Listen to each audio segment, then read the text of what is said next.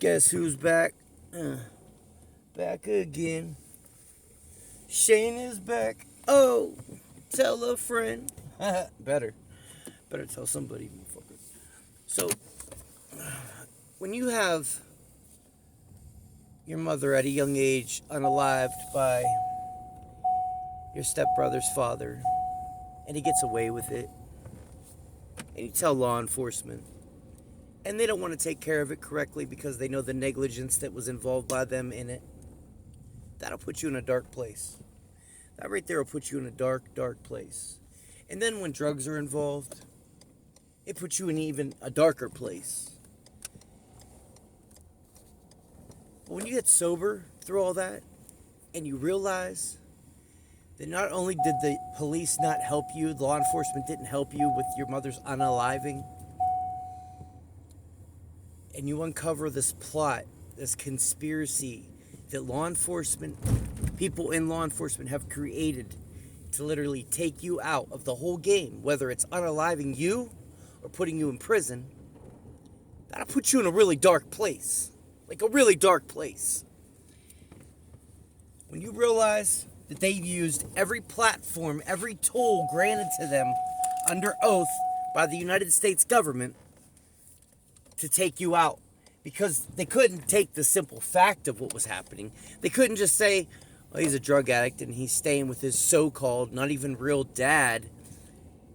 And his dad made a post saying he was a gang member, like we want him to be, because we've already created a music group he listens to as a gang so we can get him on that. But we can't just say he's a drug addict. No, we can't do that. We have to make him out to look like a drug trafficker and a gang member at the same time, so he's gone forever, because we can never let him be a father. That's the whole thing. The whole thing was created out of hate. I know the truth. I know the complete truth now. And you know what? I've lost a lot of people over the choices I've made. But now, because of what I have going on mentally over this, I've lost more people. I've even lost family members. And you know what? I don't care. Because they can't accept the truth either. They don't want to accept, because it didn't happen to them. They don't understand it. People even say to me, why can't you just let it go? You know what? I tried to. I did. But after so long, after so many years, when Jody finally dies, they realize they have nothing. So what do? What do?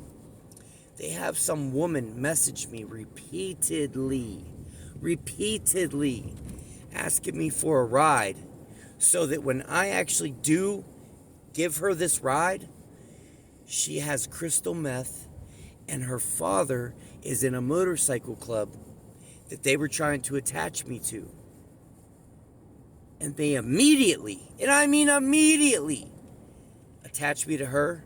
As soon as I'm around her, they make me connected to her completely, with photographs of this motorcycle club, the same music from her Facebook she wanted to listen to in my car, like anything and everything they could do to connect me to her, so that they could bust us together and make it look like I'm pimping her, and crystal meth's involved, motorcycle club, everything ties together.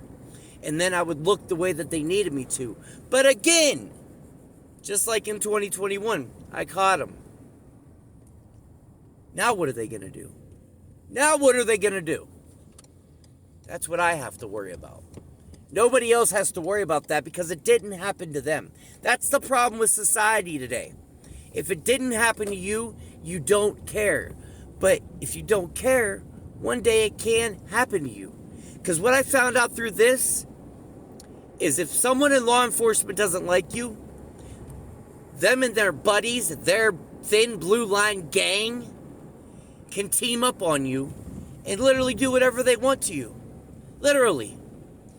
Behind closed doors, written on paper, in law enforcement's eyes, I am a gang member. Give me a break. They had me in a drug addiction. And they used that as their way into my life. Because they thought since I was so polluted with drugs, I wouldn't notice what they were doing. I wouldn't catch on to what they were doing.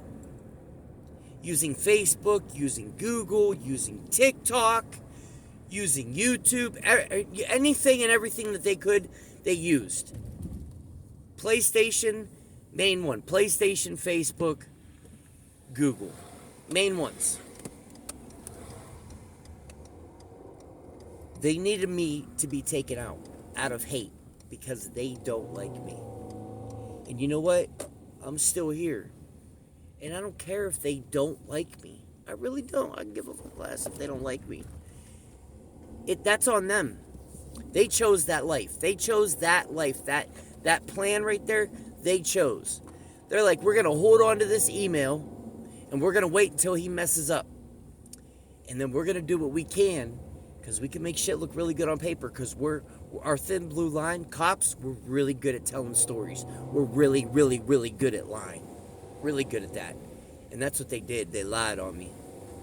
They lied on me, and they created something that wasn't real. They took a time in my life where I lost everything. Because of them. Because of them, I lost everything. I couldn't patch up even a friendship with my ex, my youngest son's mother. I couldn't even patch it up because they grabbed onto her. And they said, hey, help us set him up. And she did. She did. That's why the day she invited me over to see the kids, she had the video camera out. She was in a sports bra. But she never wears a sports bra. She was in a sports bra. Shuts the garage door on me, gets in my face, and tries to get me to put my hands on her. And I don't. When I turn around, there's two people standing outside the garage videotaping everything. Her phone was videotaping everything. Until I pulled out the race card on her and told her how all of our neighbors, she used the N-word around and called them that when I was with them helping them. And as soon as I said that, she grabs her phone and shuts it off. Because the truth actually was coming out. She wasn't expecting that. But then when I turn around, I see two people videotaping. I'm like, what's really going on here? I get so mad. I throw water on her. I threw a cup of water, literally a cup of water on her. Told her she was dirty and needed to wash her dirty self. She looks right at me and says, I bet that's a charge. And then when I go to court, there's so many people in that courtroom for a simple harassment charge. They wouldn't let the text messages get pulled out because they knew they would be attached to it, because it was their creation. They created that.